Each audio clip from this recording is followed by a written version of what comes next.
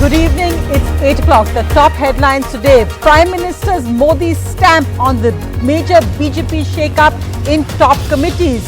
Prime Minister Modi and Amit stamp also clears the old guard is out.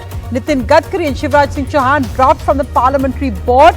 With Karnataka elections 2023, 77-year-old Yediyurappa is in. Meanwhile, in the Central Election Committee, Devendra Fadnavis rewarded for the Maha coup. A 35,000 crore loan package for farmers cleared by the cabinet. They will get short-term loans at lower rates. Also, a 50,000 crore credit guarantee for the hospitality sector. The Delhi Chief Minister makes his pitch clear. He wants to be the Modi challenger in 2024. He announces a Make India #1 mission. Sounds similar to Make in India, but it's different here. The #1 priority is free education, healthcare for all. Also says don't want to fight Congress versus BJP and AAP, Hindus versus Muslims. Want 130 crore people to be one parivar. The Sensex crosses 60,000 the first time since April. Low inflation and strong corporate results drive the markets. Global oil prices at a 6-month low because of recession fears. Meanwhile, UK inflation is now over 10%, the highest in 4 decades. Milk prices go up across India. Reactions on the ground. Mother Dairy tells NDTV the heat wave hit our fodder costs. But people say we won't be able to afford milk for our children anymore. And a startup for seniors. Ratan Tata backs it. Says you don't know what it is like to be lonely.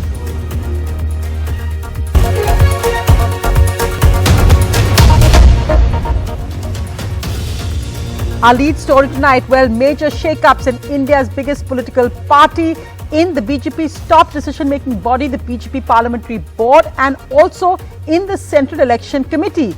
In both these decisions, Prime Minister Modi's stamp is clear, as is the Home Minister Amit Shah. In fact, the old guard, despite close links to the RSS, is out. I'll be joined by our reporters tracking that story, but let's just look at the various reactions coming in from those who are in and those who are out. You see, it's a very big responsibility, parliamentary board and also election committee and other thing. Entire South India must tour, that is the expectation from the Prime Minister. I will try to go around in the southern India and build up the party. JP Nadda ji ने संसदीय board की जो team बनाई है वो बहुत योग्य, समर्पित और विजनरी है और कई श्रेष्ठ कार्यकर्ताओं को नई टीम को भी सम्मिलित किया गया है. Akhilesh, so this is really a shake-up which has many political messages. What are the big ones according to you? Well, first message is of course about Nitin Gadkari, Sonia, because he is such a stalwart, he is such a tall leader of the party. He is liked by millions of the BJP workers because the kind of work he does.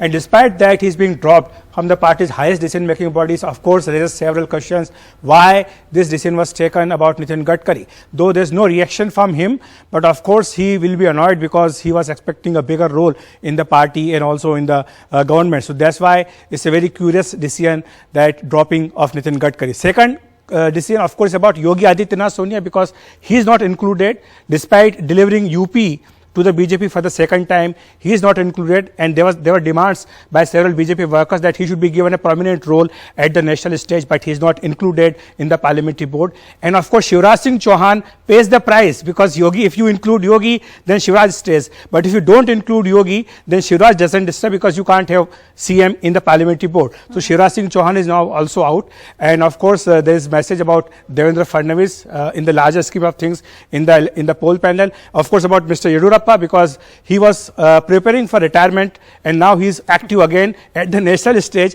and he was asked to go because he was above 75. But now he is 77, he is actively involved in party's highest decision-making body. Saravanan Sonowal is another surprise, because it's a kind of balancing act, because he quit his post for Hemanta Biswa Sharma as Assam Chief Minister, and Sharma, who is considered close to Amit Shah, now Saravanan Sonowal will be part of the parliamentary board and will be, it's like a balancing act. So also it very much establishes once again, I mean there was no doubt about it, but the fact that Prime Minister Modi stands tallest among tall, because of course for Nitin Nitin Gadkari, and I want to bring in Sohit on that because there's also a message to the RSS, some observers would say, because Nitin Gadkari is seen as very close to RSS, of course, from Nagpur where the RSS headquarters are. So it very clearly establishes PM Narendra Modi and then Amit Shah in the decision-making hierarchy. Akhilesh, first you, then Sohit. No, of course, I mean, if you look at Narendra Modi's stature, he is now tallest among all the Sangh Parivar. You can call him, he's more senior than the RSS chief Mohan Bhagwat, and he's senior than JP Nadda, of course, and he's heading the government. So, of course, it's a stamp Narendra Modi on the government, on the party, and also on the wider Sangh Parivar. Sohit, what is the Maharashtra impact? Because again, and of course, there's also been the Nitin Gadkari, Devendra Fadnavis rivalry. So you've seen Devendra Fadnavis get a big promotion and Nitin Gadkari out of the party's key decision-making body. Absolutely. In fact, Sonia, Devendra Fadnavis is also known to be very close to Narendra Modi, and when he was made the Deputy Chief Minister, one of the reasons that was being given is that Fadnavis was eyeing at the centre, and just to keep him in Maharashtra, he was made the Deputy Chief Minister. This was one of the things that was being discussed within the party as well. At the same time, now both of them come from Nagpur, both of them are known to be close to the RSS, but now Devendra Fadnavis is included in the election committee of the BJP, but at the same time Nitin Gadkari, said to be the tallest leader of BJP in Maharashtra, is not included in the central committee of the BJP. A clear message. It also shows that in Maharashtra, if we talk about Maharashtra politics, Devendra Fadnavis, who is responsible to be back in the government as well as the Deputy Chief Minister, he is also the Home Minister, the Finance Minister. He today in fact also became the leader of the House for the BJP, and now he is also included in the election committee of the BJP, showing that he is the most powerful BJP leader in Maharashtra, not Nitin Gadkari, who was once even the president of the Bharatiya Janata Party. Right, and of course, also going across Alok to you, because Uttar Pradesh, now it's interesting, of course, that Rajnath Singh has stayed always. He's the one person of the old guard who survived. Rajnath Singh from UP staying on, and the expectation of Yogi Adityanath coming in. But as they say that with the analysts, that whatever you predict, the BJP and Prime Minister Modi especially does the exact opposite.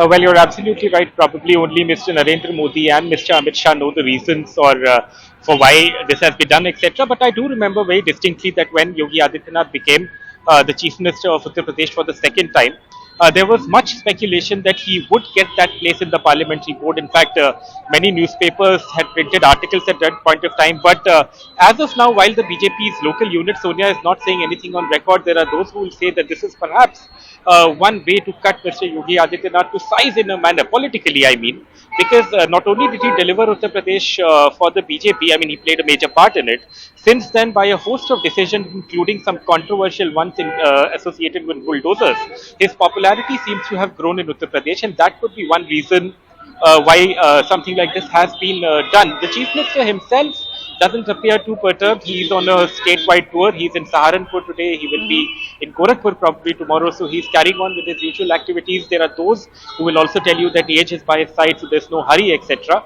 But a very interesting decision for sure.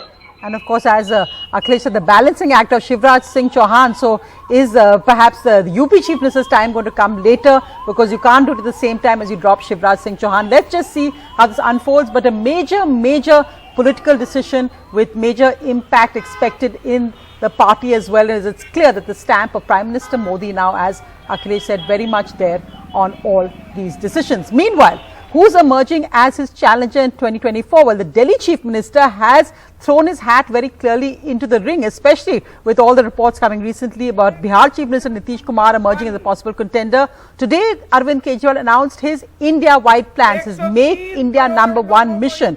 The #1 priority, he said this amidst a debate over freebies, is free education and healthcare for all. And no, he said, now let's stop fighting amongst each other. We want 130 crore people to be one parivar. लोकप्रिय मुख्यमंत्री श्री अरविंद केजरीवाल जी का शुभागमन हो रहा है।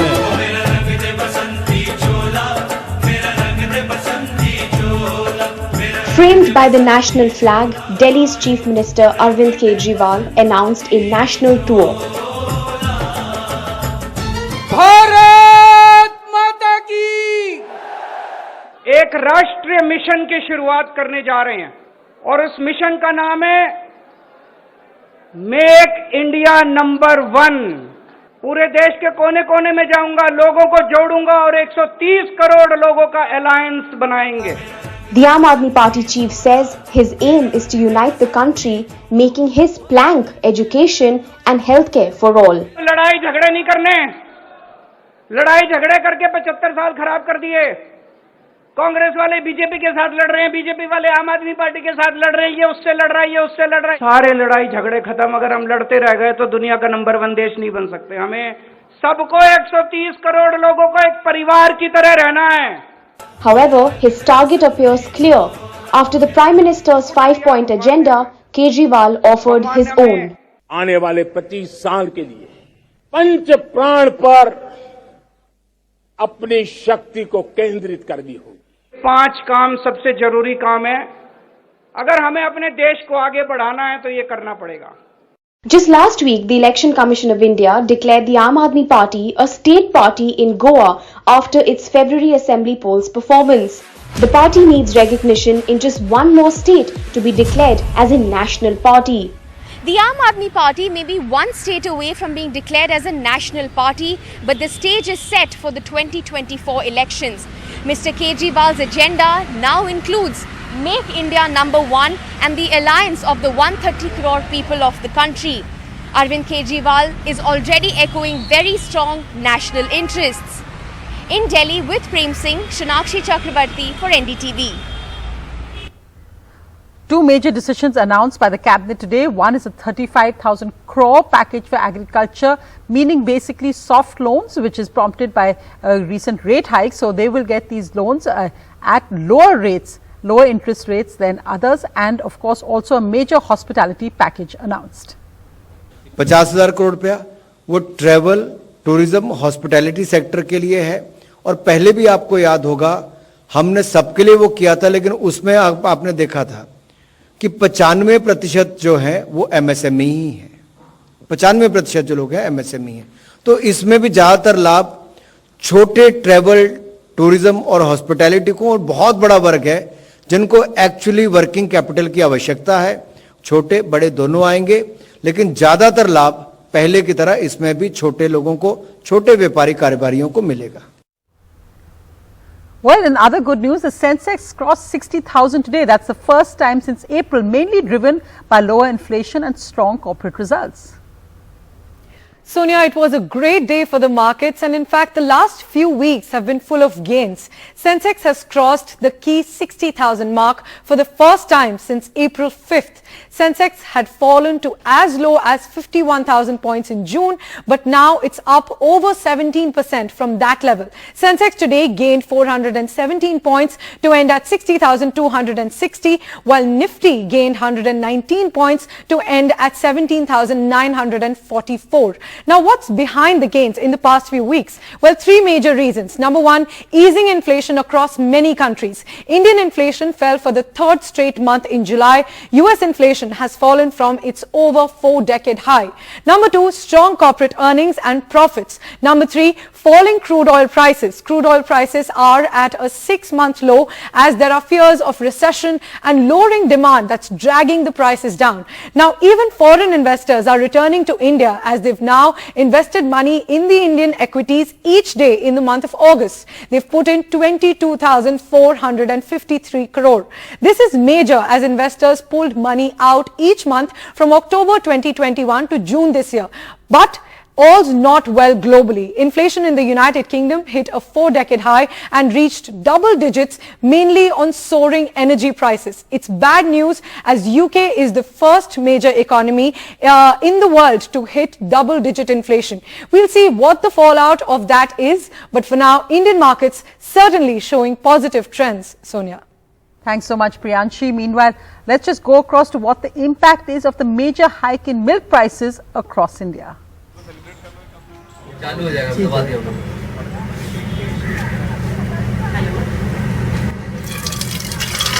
2 rupee per litre hike in milk prices. The second hike just this year, which means 34-year-old Jacqueline Mathur, a daily wage labourer in Delhi, has no option but to cut back on milk consumption for a family of 4, which includes 2 young children. अब 1 kilo दूध लाएंगे 55-56 रुपया के दूध आएगी। अब रोज के 50 रुपया 55 रुपया 60-55 रुपया कहाँ से लोग रहेंगे। और सब्जी लाएंगे, ये राशन लाएंगे, क्या क्या खाएंगे। तो बच्चे भी दूध कम पी पा रहे हैं। और जैसे 1 किलो की जरूरत है तो आधा किलो लाते हैं। 6 महीने के अंदर अंदर 4-5 रुपए बढ़ गए हैं। और एकदम सुनता है जो भी लोग एकदम बोलता है कि इतना महंगा दूध हो गया, ये है हमारा बजट कम है, सारा सोचते हैं।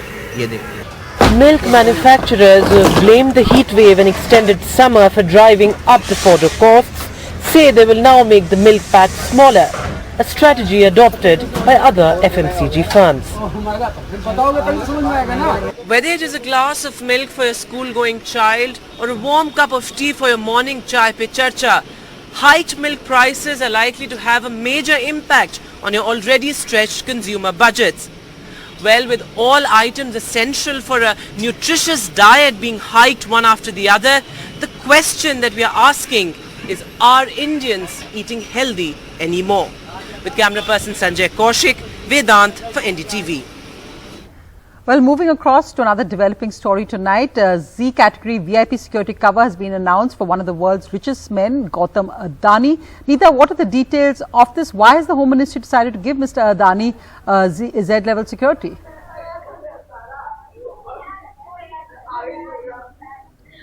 Sonia, the security was given after the threat assessment done by the Intelligence Bureau and the Ministry of Home Affairs. Mr. Gautam Adani has been given the third highest cover, that is the Z cover, which means almost 30 to 35 people, personal, commandos, would always be present for his security 24/7. Apart from him, Mr. Mukesh Ambani and his wife, Neeta Ambani, has also been given security. As far as the industrialists are concerned, all these three people have been given security on payment basis. As far as Mr. Adani is concerned, we are being told that he would have to shell out about 15 to 20 lakh rupees each every month for his security cover. His security cover is being provided by CRPF, and Mr. Mukesh Ambani and Neeta Ambani security cover is also being provided by the CRPF. When I spoke to senior officers in CRPF, they said they are just the implementing agencies and the threat assessments are done by the Ministry of Home Affairs and provide based on which the security has been provided to Mr. Gautam Adani. Sonia? Right, Neeta, thanks so much for that update. Meanwhile, moving across to the AIADMK power tussle, where there's been a Madras High Court setback for EPS. His appointment as Interim General Secretary has been ruled as void by the Madras High Court. அது அப்படியே நீடிக்கும் என்று சென்னை உயர்நீதிமன்றம் ஒரு வரலாற்று சிறப்புமிக்க தீர்ப்பினை இன்றைக்கு வழங்கி இருக்கிறது. இந்த தீர்ப்பு அனைத்து இந்திய அண்ணா முன்னேற்ற கழகத்தின் 1 கோடி தொண்டர்களுக்கு நாங்கள் காணிக்கையாக அளிக்கிறோம். தொண்டர்கள் என்ன விரும்பினார்களோ அது இன்றைக்கு நடந்திருக்கிறது. Well, moving across to other news, Arvind, usually you be covering OPS versus EPS, but today you're covering Bollywood because for the first time, an actress, Jacqueline Fernandez, has been charged with money laundering. What exactly are the details? Because really what seems to be bizarre is it's about Sukesh Chandrashekar, a conman in Tihar jail, accused of running a multi-crore extortion racket, and now all about the gifts he's giving Jacqueline Fernandez. This is what the ED is saying is the reason for this charge sheet against her. Yeah, Sonia, Jacqueline Fernandez is the first Bollywood actor to be charge-sheeted by the Enforcement Directorate under Prevention of Money Laundering Act. So what is this case all about? Sukesh Chandrashekar, a con man, he was arrested by Delhi police for cheating or for extorting almost 215 crore from the family of former Ranbaxy promoters. So Enforcement Directorate initiated a money laundering probe in order to find where is this 215 crore that was extorted by Sukesh Chandrashekar. And during the investigation, the agency got to know that Sukesh Chandrashekar was in constant touch with Jacqueline Fernandez during this particular relevant time. That is from January 2021 till August 2021 when Sukesh Chandrashekar was arrested. Till that particular time, the agency got to know that both of them were on constant touch through WhatsApp, and that's where the agency got into in-depth investigation, and that's where the agency got to know that Jacqueline Fernandez almost received gifts from Sukesh Chandrashekar to the tune of somewhere over 5 crore. These gifts include a 9 lakh Persian cat and also 52 lakh worth a horse and also several luxurious items, also a car, a Mini Cooper car. Along with that, what we are also being told is that Sukesh Chandrashekar also gave money, allegedly gave money or transferred money to the siblings of Jacqueline Fernandez in both US and also in Australia, along with buying a car or gifting a car to the parents of Jacqueline Fernandez in Dubai or so. And that's where the agency got to know. So almost 6 crore from this 215 crore which was extorted by Sukesh Chandrashekar were given as gifts to Jacqueline Fernandez when Sukesh Chandrashekar was already inside, lodged in Tihar jail. And according to our sources, Sukesh Chandrashekar used a middleman or a middlewoman in this particular case, that's Pinky Rani, to buy all these gifts and then give it to Jacqueline Fernandez in order to impress her. And that's where the agency, earlier the agency did attach assets or fixed deposit of Jacqueline Fernandez to the tune of somewhere around 7 crore. Now the agency has decided to charge sheet her only because the agency sources say, despite getting to know that Sukesh Chandrashekar is extorting money from Aditi Singh sometime in February, but despite that, Jacqueline Fernandez did accept several gifts, and that's why the agency say indirectly she aided and she abetted this particular money laundering, and that's why the agency has decided to charge sheet her as an accused in this case. Right, and of course, Arvind, we tried to get through to Jacqueline Fernandez, her lawyer. There's been no comment from them yet, and of course, the ED has to prove this in court. These are their claims, but let's just see how this actually works out in court, where the ED's conviction rate is very, very low. But let's see how this goes. Right now, the charge sheet has startling charges against an actor who's just had a recent hit as well. Meanwhile, as we end the bulletin tonight, let's just look at what's a wonderful new startup. It's a startup to give senior citizens companionship, and it's backed by Ratan Tata. You don't know what it's like to be lonely until you spend time alone, wishing for companionship.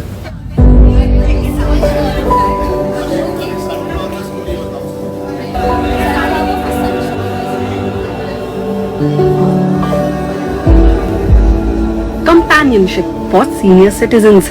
That's what Goodfellows, a brand new startup funded by Ratan Tata, intends to provide. Founded by Shantanu Naidu, a 5th generation Tata employee and a general manager at the company.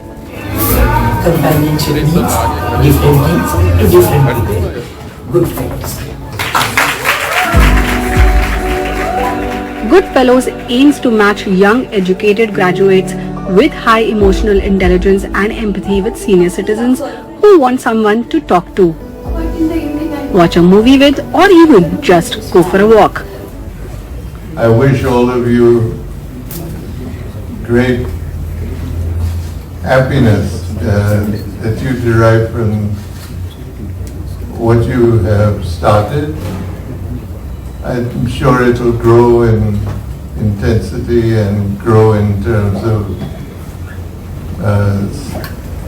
image. The startup has so far received 800 applications for graduates looking to work at Goodfellows. 20 of these graduates have since been employed as part of the pilot run in Mumbai.